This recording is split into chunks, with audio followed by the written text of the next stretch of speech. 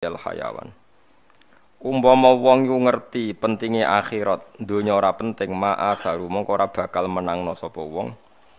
Ora bakal menangno sapa wong adunya ing demi donya alih ngalahno ing atase akhirat. Umpama wong iku sadar mesti ora bakal menangno donya ngalahno akhirat. Meniki bahasane iku benten kalian wingi nggih, kula terangno mawon nggih, sing niki kan mergi napa. Terus ngeten nggih. Kula terangno ilmu hakikat, pancen gelem ra gelem niki kedah diterangno nganggo ilmu hakikat. Saiki sampean urip ta mati? Saiki lho pas do ngaji Jalalain. Urip, yakin. Nah, iku keliru, ilmune sampean berarti cek ilmu syariat. Nak cara ilmu hakikat, sampean saiki iku mati. Uripe sok nak wis napa? Mati. Jadi iya nek akhirat. Jadi sampean kowe nak mati urip. Nah saiki mati. Bukti bahwa kita sekarang mati itu kita sering salah paham. Salah paham itu ya goblok. Wong goblok ku bukti wong mati, rapati iso mikir. Misale sampean saiki enten tak bedheki. Sampean kan saiki nganggep dhuwit ku penting. Penting banget. Sampeyan ning akhirat iku ora butuh dhuwit. Ngertimu nek dhuwit ora penting ngenteni ning akhirat. Mulane Kanjeng Nabi nak nerangno ilmu hakikat iku unik. Niku masyhur riwayat saking para wali, para ulama ya tentu musalsalah nggih nganti tok Kanjeng Nabi. Kanjeng Nabi ngumpamakno ngeten. Anna sunyamun wa idzamatu intabahu. Kula maknane iki, annasu te pira-pira manusa iku niyamun hakikate muk turu. Saiki sampean ku turu, maknane turu iku rapati sadar. Wa idza matu intabahu nalikane mati niku tangi utawa nglilir. Contoh gampang ngeten nggih, sampeyan ning donya nganggep dhuwit penting, pengaruh penting, kenal bupati penting, diapiki tangga penting. Ternyata sampeyan ning akhirat sing paling penting ya sujud temen ning donya. Sehingga terus kowe getun. Ya Allah, ku zaman ning donya gara-gara rasa-rasen gak tahajud. Gara-gara rasa-rasen aku gak salat. Ternyata ning akhirat sing penting iku salat. Mergo dhuwit iku ora penting, pengaruh ya ora penting. Umat kok santri kok sampean barang blas gak penting blas. Cara kula ora diwajibno mulang, wong alim wajib mulang, moh mulang. Berhubung wajib ya kepeksa napa dilakoni. Mengke kula wacana takbire karena ini penting. Kemarin saya ngaji di Naruan di rumah saya yang Rebonan iki kula terangno. Jeng ben sampean nek mati iku istilah Quran ngeten. Laqad kunta fi ghaflatin min hadza fakashafna anka ghita'aka fabasarukal yauma hadid. Setiap orang yang mati, apalagi orang fasik, orang kafir itu didhawuhi pangeran ngene. Jong kowe dhisik lali sangka peristiwa akhirat iki. Saiki kabeh tak buka. Fakashafna anka ghita'aka. Saiki tutup-tutup iku wis tak buka. Fabasaruka mongko te peninggal sira al-yauma ing dalam iki dina hadidun dadi cerdas dadi tajem. Karena setelah kamu di akhirat eling tenan ternyata ketika kita di dunia itu mengigo ka alam yalbatsu illa sa'atam min nahar. Bukti bahwa kita salah itu gini ya. Misalnya kowe kenal Obama itu bangga, kenal Presiden Amerika bangga, kenal duta besar bangga. Jebule hakikat itu semua gak penting ning akhirat. Yang penting adalah kowe ngusap cah yatim terus mbok sedekoi, kowe sujud mbek pangeran mbok nikmati. Kowe ngaji ngene iki mbok syukuri. Hal-hal sing zaman ning donya mbok anggap ora penting, ternyata penting. Kadang keliru lagi gini, ana kiai ikhlas di musala panjang mbok arani kiai cilik. Sing pejabat struktural ning ormas gede mbok arani kiai top, mergo jabat ning ormas gede. Jebule iku ning akhirat klotokan sing banyak kiai cilik. Iso nyafaati kowe. Kiai oleh dendam ning akhirat. Pas kon nyafati kowe ora gelem moh ta mbok arani kiai cilik. Lho dendam itu diolehno pangeran. Mulane kowe jogeman ngenyek kiai cilik. Iso wae gedhe indawa. Engko kathah. Rubba asa akhbaro madfu'in bil abwab law aqsama ala Allah la abarrahu. Dari Kanjeng Nabi, akeh zaman ning donya wong sawangane kedual-kedual rambute. Pakaiannya compang-camping tapi umpama sumpah atas nama Allah mesti Allah nyembadani. Si kiai ya, kalau versi medis Anda lebih tahu. Kalau versi kiai itu kematian itu dianggap hal yang sebetulnya ada versi kiai ya semua orang tahu lah pasti mati itu. Cuma inginnya mati itu kan macam-macam. Inginnya ya setelah kaya, terus setelah mapan, terus menangi anaknya mapan, cucunya mapan itu.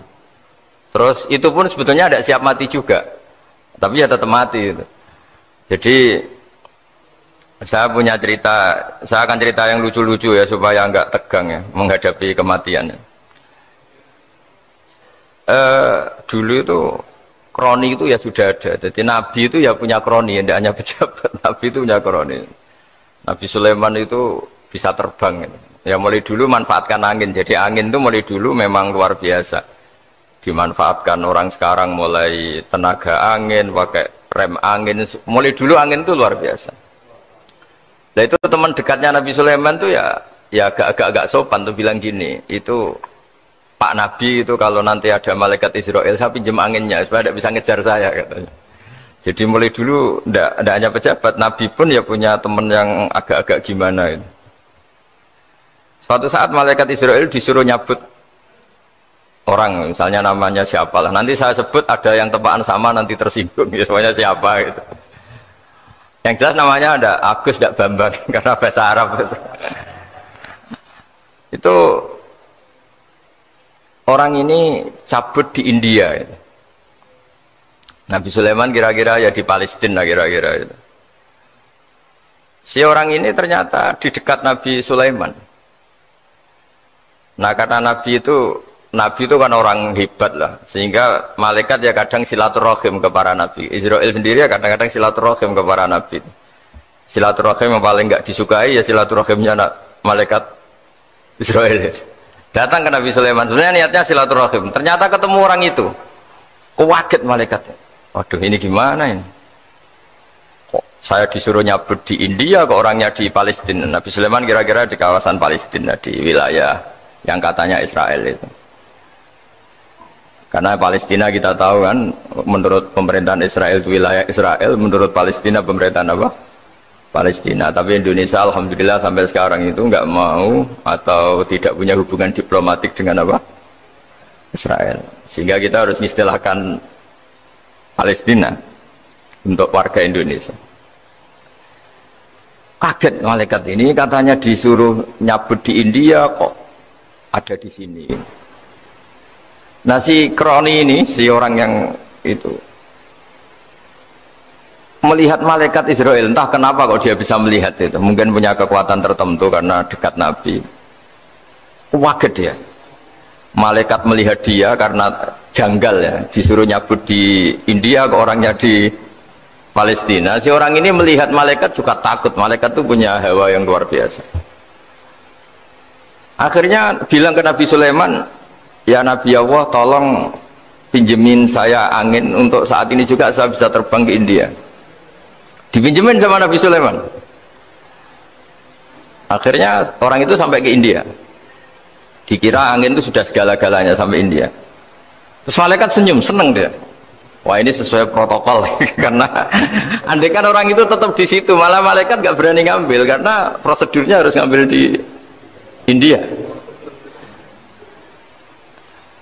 Jadi andai kan dia tetap diam di situ, sebenarnya malah nggak masalah karena nggak sesuai apa? Panduannya harus karena dia terbang di India, malaikat itu nyusul ya terus diambil karena sesuai apa? Ya, sesuai perintah harus memang diambil di India. Nah, kemudian saya akan memang dipesenin untuk memperkuat apa ya, nakes, teman-teman semuanya lah pasien. Tapi saya cerita dimulai dari yang seperti ini saya sengaja karena memang ya hidup itu seperti inilah, pasti kita semua akan mengalami kematian, cuma inginnya kita ya hidup itu ya sehat ya, terus kalau mati itu ya tidak punya utang karena berat nanti utang. Saya tidak tahu fikihnya itu, kalau utang pribadi itu hisabnya berat, kalau utangnya lembaga itu gimana itu, dihitung salahnya direkturnya, dihitung salah karyawan yang minta naik apa gaji. Saya tidak tahu kayak utangnya Indonesia itu yang disalahkan itu menterinya apa presidennya, apa yang selalu mengajukan gaji 13. Tidak tahu itu, karena di kitab tidak dibicarakan. Yang dibicarakan utang-utang apa? pribadi ya. Kalau yang utang-utang lembaga negara itu nanti tak tanyakan malaikat auditornya ini gimana cara apa? Itu yang disalahkan menterinya, apa presidennya, apa direkturnya, apa pengajuan proposal itu.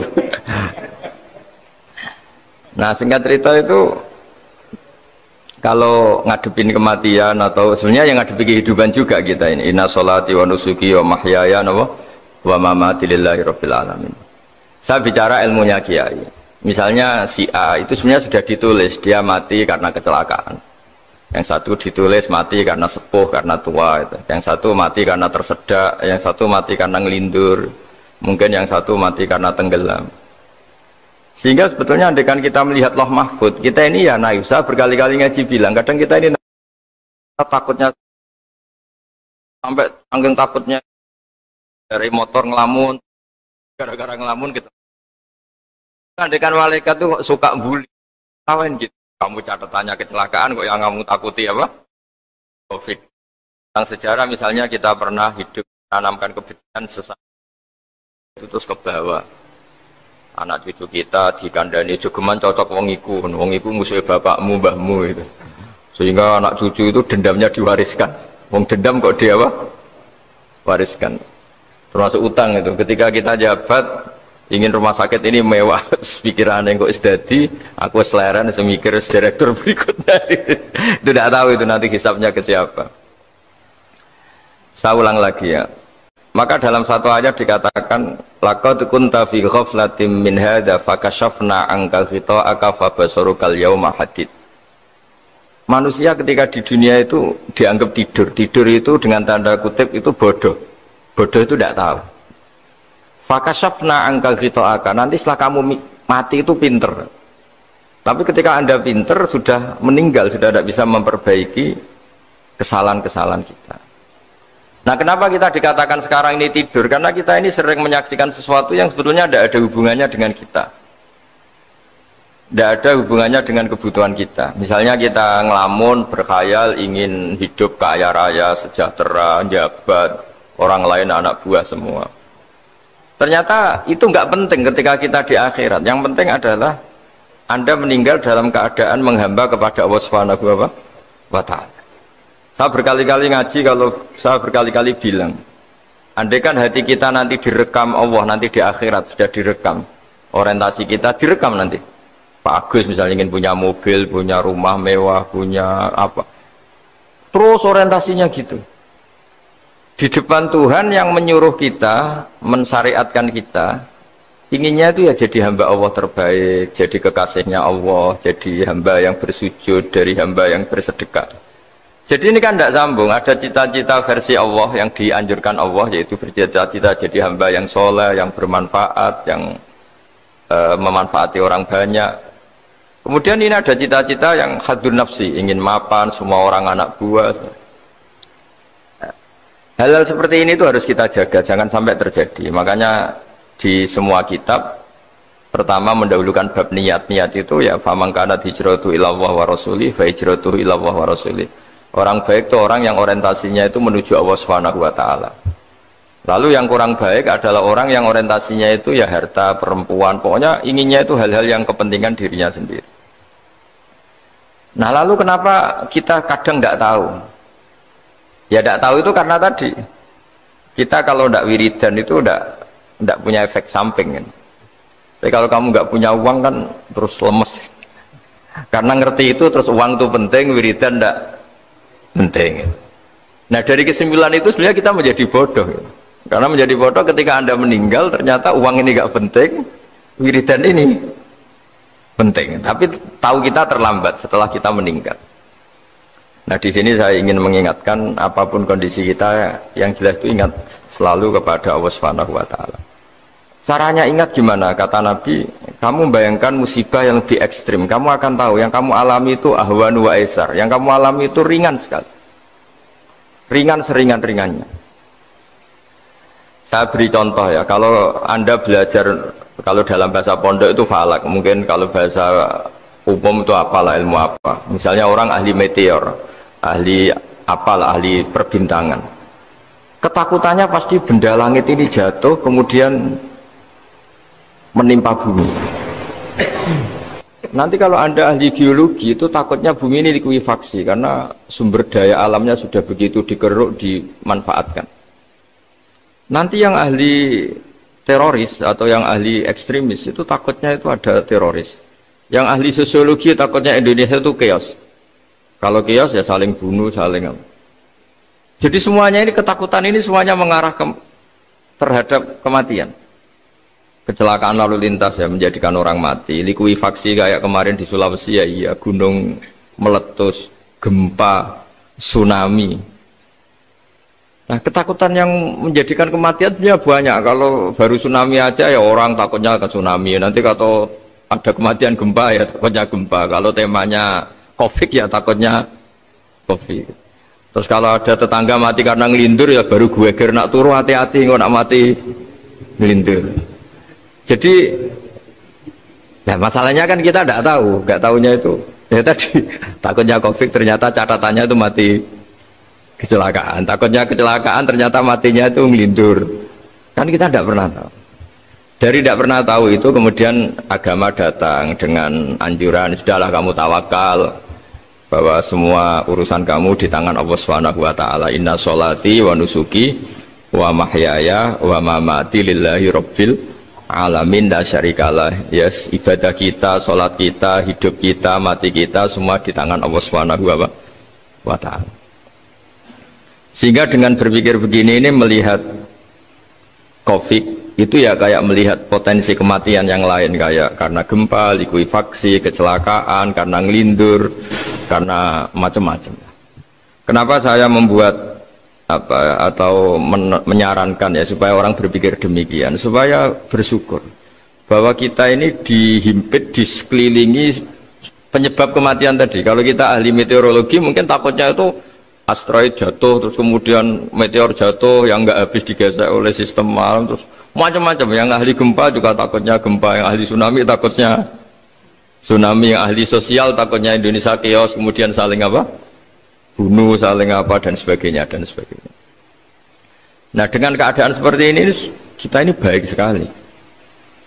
Bukan sekedar baik sekali. Kita tidak mengalami chaos sosial, kita tidak mengalami likuifaksi, kita tidak mengalami benturan benda langit di bumi kita. Karena itu sekali terjadi bukan 1-2 lagi, tapi habis seluruh Indonesia, mungkin seluruh dunia.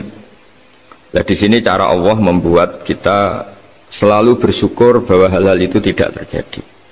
Jadi ada sebuah ayat yang Allah selalu mengingatkan, a'amintum man fis sama ayakhsifa bikumul ardo fa idza hiya tamur. Kamu boleh sekali-kali berpikir bumi ini justru potensinya itu likuifaksi, potensinya itu hancur karena di bawah itu ada magma, ada apa minyak, ada macam-macam. Ini kan di bawah ini kan ngerongkong cara Jawa itu karena diambilin terus. Piro-piro diambil ya ini ya ono masih bisa dipakai.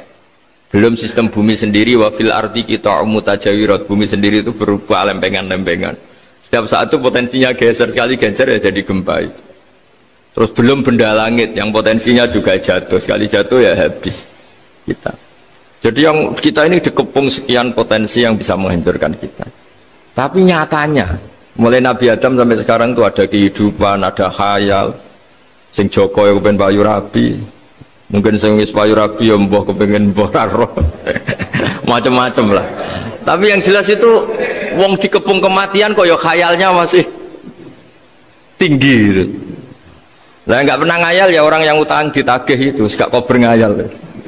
Soalnya wedine tanggal kredit itu. Tapi ini saya cerita supaya orang Indonesia itu ngerti lah bahwa yang ngepung kita itu tidak hanya COVID. Banyak. Makanya orang Arab itu kalau ngendikan itu wa malam yamut bisayfi mata bi khairihi ta'addadatil asbab wal maut wahidu. Karena orang Arab itu kan dulu Arab sebelum Islam itu kan satu kabilah nyerang kabilah yang lain. Wah itu kan harus butuh orang-orang tangguh karena dulu sistem rezekinya kayak sistem Indonesia dulu lah. Kerajaan ini nyerang ini supaya satu kerajaan punya eksistensi harus mengalahkan kerajaan yang lain. Bahkan cerita-cerita itu sama lah di Indonesia di mana-mana. Nah itu pemuda-pemuda yang gagah berani itu karena punya pegangan tadi. Wa man lam yamut bisayfi toh mata biwirihi. Kalau kamu tidak mati di medan perang ya tetap aja mati juga. Sehingga mereka kendel gitu, kata cerita orang dulu.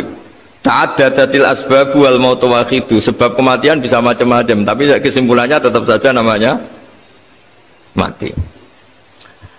Lalu Islam itu mengajarkan aksiru min dzikri hadhimil ladzat. Kamu harus banyak ingat mati. Tapi uniknya Islam itu menyuruh ingat mati itu disuruh justru semangat hidup. Karena kita butuh bekal itu. Jadi kalau kamu ingat mati itu jangan terus loyo, terus nunggu takdir mati itu enggak, malah disuruh semangat. Nah, tenaga medis semangat mengobati pasien, yang pasien juga semangat apa? Mensupport dirinya supaya punya keberanian hidup. Orang Jawa nunggoni anak, nunggoni putu. Kalau saya sebagai kiai ya nunggoni santri, nunggoni umat. Jadi ingat mati itu justru dengan cara mencintai hidup. Karena hidup ini adalah bekal kita untuk sanggup ketemu Allah Subhanahu wa taala. Kadang-kadang bekal itu mudah sekali. Ada orang nakal gara-gara minumin anjing yang baru haus, sama Allah dimaafkan. Ada orang yang pulang dari tempat kerjanya, ada duri di tengah jalan, disikirkan takut kena orang, diampuni Allah, akhirnya menjadi ahli apa? Surga. Ada orang yang kerja untuk orang tuanya, kemudian orang tuanya dicukupin menjadi ahli surga. Bahkan ada ahli surga itu ceritanya itu, tapi ini jangan dicoba. Ada orang sudah jelas niat nyon sewu, niat zina, sudah tinggal itu terus mikir dia, saat itu takut Allah gak jadi, barokahnya gak jadi, langsung dia jadi ahli surga. Sarannya gak jadi loh ya. Tapi ya tidak usah dicoba. Itu kalau keterusan masalah. Jadi Islam itu menganjurkan ingat mati, tapi justru dengan cara mencintai kehidupan. Karena yang jadi referensi Allah nanti di akhirat adalah perilaku kita, amal kita zaman apa? Hidup. Jadi disuruh ingat mati, tapi justru dengan cara sangat mencintai apa? Kehidupan. Lalu yang dinamakan kehidupan itu apa? Ya kita-kita ini. Ada yang mengkhidmati agama, mengkhidmati orang sakit, mengkhidmati itu ya berbakti, membantu. Ada yang nata lalu lintas, ada yang nata keamanan kayak Pak Polisi, ada yang nata keuangan kayak Kemenku, macam-macam. Semuanya harus kita cintai, profesi-profesi yang oleh Islam dianjurkan untuk kita nekuni itu. Jadi saya mohon lewat cerita ini orang itu tidak fokus takut Covid.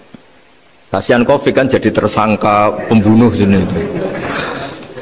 Padahal di kampung-kampung orang lugu-lugu yang saking nggak ngertinya itu kalau dikasih sumbangan tuh katanya itu salam yang Covid matur nuwun. Itu ribet kalau orang lugu-lugu itu. Dikira Covid itu satu makhluk atau manusia yang apa? Nyumbang itu. Jadi saya mohon semohon-mohonnya, seminta-mintanya sampean harus ngitung nikmat lah. Dengan sistem meteor seperti itu di langit tidak jatuh ke kita, sistem bumi yang sudah ngerongkong gini tidak likuifaksi, terus di dunia ini banyak kimia, banyak racun itu kalau misalnya meledak kemudian dibawa angin mungkin matinya lebih masalah. Ternyata semua itu nggak terjadi.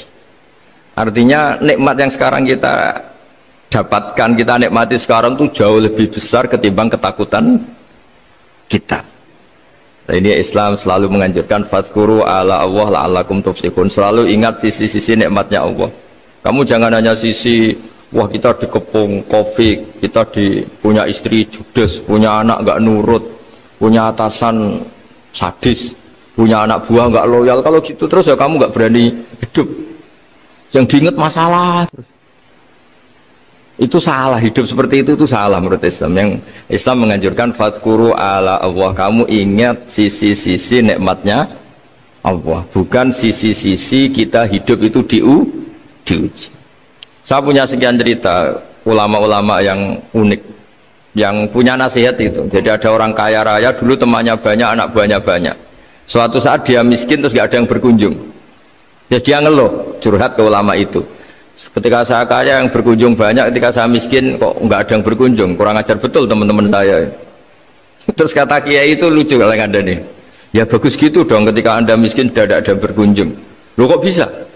Ya misalnya kamu sekarang jadi buruhnya orang, pas disuruh-suruh dibentak-bentak, terus teman kamu udah datang, malah kamu jadi tontonan toh. Mendingan nggak ada datang, jadi kamu ketika buruh orang nggak malu karena teman-teman kamu sudah tidak datang. Ya alhamdulillah kalau gitu ya. Jadi dulu satu hal yang dia dulu nganggap problem, ya kan kalau kamu misalnya dulu kaya, temannya banyak, jabat, terus yang takut banyak. Ketika sudah miskin, Yun Sawu jadi burunya orang disuruh-suruh, terus teman kamu tetap do datang. Siap nggak ada? Siap datang apa siap nggak datang? Lebih siap nggak datang sebetulnya kan? Karena nggak jadi tonton. Akhirnya dia sadar. Ya gitu kalau dikeluhin istri saya ini judes ya sering marahin gini-gini. Ya bagus dong marahin kamu. Kalau marahin tetangga malah masalah. Coba kamu punya istri kalau marah marahin orang lain pusing enggak? Mendingan marahin. Jadi pokoknya dilatih terus. Lama-lama dia bersyukur. Nah termasuk cara kita melihat kehidupan. Ada doa Rasulullah SAW yang luar biasa, ya Allah jadikan kehidupan ini sebagai penambahan saya untuk berbuat baik. Wal mauta rohatan li min kulli syarrin. Kalau saya engkau takdir mati ya anggap mawon ini mati itu berakhirnya semua potensi keburukan saya. Orang itu kan potensinya dua, buruk betul atau potensi buruk. Mungkin sekarang kita tidak korupsi, tapi saja suatu saat kita korupsi. Mungkin sekarang kita tidak salah, suatu saat potensi salah. Dan mati itu mengakhiri itu semua. Makanya saya berkali-kali cerita kalau ngaji, kalau orang-orang alim NU itu kalau ada bajingan mati tetap dia seksa ini baik ya. Itu tetangganya nggak mau semua. Wong bajingan darah ini baik, tapi kiainya ngotot harus disaksikan kalau ini baik.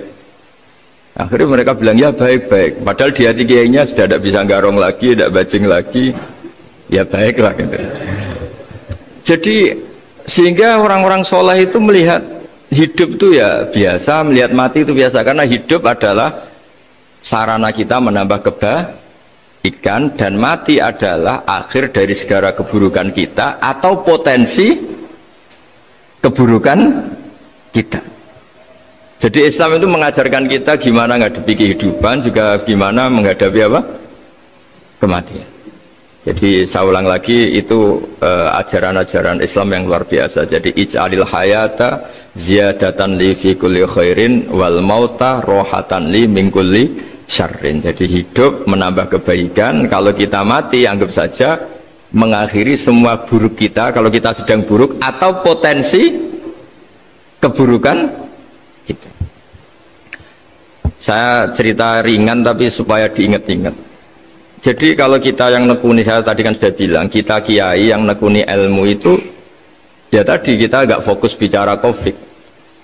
Inna Allaha yumsikus samawati wal ardo antazula wala inzalata in amsakahuma min ahadim min ba'dih. Kalau kamu ahli meteorologi kan melihat ini jatuh jumlahnya besarnya sekian. Ini kalau digeser oleh atmosfer paling masih sekian, kayak kemarin Januari kan hujan meteor yang sering kena Lampung kemarin. Terus di mana-mana mesti takut kamu itu. Kalau kamu ahli gempa takutnya itu ya pergeseran lempengan bumi. Kalau kamu ahli tsunami ya takutnya tsunami. Kalau ahli sosiologi ya takutnya chaos sosial ya, sama kamu medis ya takutnya penyakit yang menular, penyakit seperti ini. Oke, kita sekarang fokus menghadapi COVID dan kita selalu berharap supaya Indonesia terbebas dari apa? COVID dan musibah-musibah yang lain. Ya tadi apa gunanya terbebas dari COVID tapi chaos sosial kayak apa terus kita. Sehingga Islam selalu mengajarkan harus disyukuri lah bahwa kita sekarang alhamdulillah kita hidup harmonis. Kita kata Mbah Mun Bhinneka Tunggal Ika itu dimentikakno terus. Terus yang terakhir masalah air. Air itu sumber kehidupan. Di antara Allah mengingatkan kita adalah Qul ara'aitum in asbaha ma'ukum ghoron famayyatikum bima immain. Bumi ini kan bawahnya ada magma, terus ada air. Normalnya air itu nggak ada. Secara teori itu normalnya air itu nggak ada karena bumi itu kan kalau ada air kan meresap. Sudah meresap bawahnya itu ada minyak, ada magma, harusnya air itu tersedot habis. Tapi orang saking angkuhnya, saking cueknya, ngira air itu malah potensinya itu abadi. Sebetulnya kalau menurut teori alam, air itu gampang hilang kan, diletakkan di bumi ya bumi itu meresap. Nanti bawahnya itu ada minyak, ada sebagian ada magma, ada macam-macam lah. Jadi potensi air itu harusnya nggak ada malah kalau melihat sistem itu. Tapi karena Allah saking rahmannya, air ini dijaga sedemikian rupa tetap ada. Kalau melihat sistemnya kan normalnya malah nggak ada. Makanya Allah selalu mengingatkan in asbahama ukum ghoron, Suatu saat air yang kamu pakai, yang jadi sumber kehidupan itu bisa saja tahu-tahu hilang. Mungkin tersedot oleh panas bumi atau corong Jawa niku nyeresep entek atau gimana lah cara Allah menghilangkan. Famay ya'tikum bima imma'in. Lalu siapa yang bisa mendatangkan air itu lagi? Ini kata para hafid, ini yang kata guru-guru ya, termasuk yang dikatakan Pak Mukhtar ini. Nanti orang harus ngendikan menjawab Allahu Rabbul Alamin. Hanya Allah sendiri yang bisa mengatur air ini selalu ada. Ya, coba kalau kamu pikirkan air kamu sokkan di bumi kan mesti langsung hilang, meresap ke bumi. Bumi ada bawahnya lagi, ada bawahnya lagi, dan mungkin bukan yang paling bawah, mungkin tomak, harusnya itu nggak ada. Tapi Allah saking sayangnya mengatur sistem air itu ada dan tersedia. Tapi ketika orang terlalu cuek dan angkuh sampai lupa syukur tersedianya apa? Air itu Allah mengingatkan, disuruh bayangkan, kul aro'aitum, coba bayangkan kalau in asbaha ma'ukum ghauron. Tadi kan ada khataman ya, saya ikut, terima kasih. Bayangkan kalau air suatu saat itu ghauron, menjadi hilang. Fama ya'tikum bima imain. Jadi saya tidak bisa spesifik memberi nasihat tentang kopi karena ya tadi yang bisa membunuh kita ini banyak. Ya, tsunami ya bisa bunuh, gempa bisa bunuh, likuifaksi bisa bunuh, jatuhnya benda lain kita bisa bunuh, takut tanggal utang kaget ya bisa bunuh. Macam-macam, semacam-macam lah, ngelindur ya.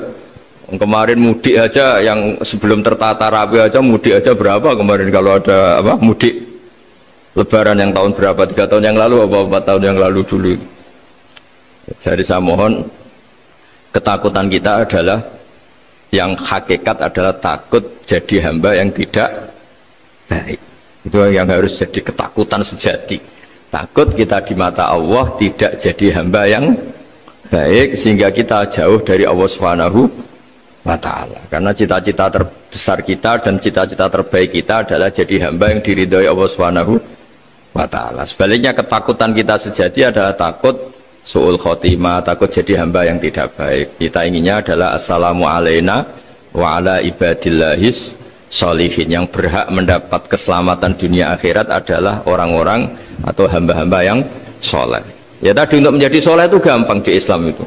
Tenaga medis nolong pasien ya ibadah, pasien husnudzon sama dokter ya ibadah, mengelola hidup, ingin hidup ya ibadah, anak ngurus istri, pokoknya anak yang ngurus keluarganya juga ibadah. Semuanya itu di Islam itu asal tidak maksiat itu dianggap apa?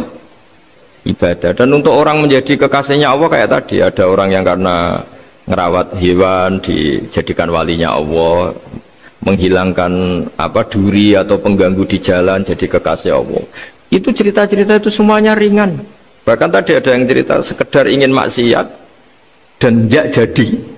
Dalam Islam itu kan gitu, orang yang merencanakan maksiat kemudian tidak jadi, itu ditulis pahala.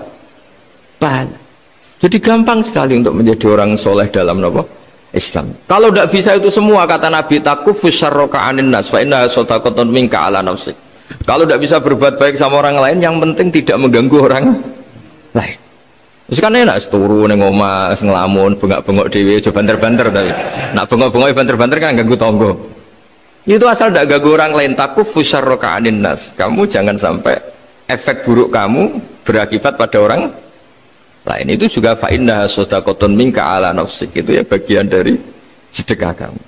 Taruh saja misalnya kalau secara ilmu medis, misalnya kita ini kok dinyatakan positif COVID, secara ilmu medis nggak boleh ketemu orang lain, terus kamu diisolasi. Kamu niatin ketika diisolasi itu tidak menularkan bahaya kepada orang lain. Itu juga ibadah. Jadi ibadah itu gampang sekali, mudah sekali. Karena agama ini yuridu wa bikumul yusra wala yuridu bikumul usra. Agama ini mudah, bukan sulit. Ya, mohon maaf tadi saya nggak bisa datang yang jam 11 karena saya tadi malam hormat di Jogja, acara 7 harinya Kiai Haji Atabik, tadi pagi baru datang. Tapi saya mohon pokoknya yang seneng ya, hidup itu yang seneng, diberi kesempatan hidup sampai sekarang itu yang seneng. Jangan karena teman kamu meninggal terus seakan-akan ini teman saya meninggal, paling saya besok. Kok kamu tahu? Nyatanya besok hidup lagi, besoknya ya hidup lagi, sampai sekarang ya masih hidup. Sudahlah mensyukuri yang ada, jadi sudah saya mohon syukur itu penting lah ini syakartum lazidanakum. Justru dengan kita syukur itu insya Allah segalanya akan tambah baik, tambah apa? Baik. Nggih, matur nuwun ngapunten ingkang kathah. Assalamualaikum warahmatullahi wabarakatuh.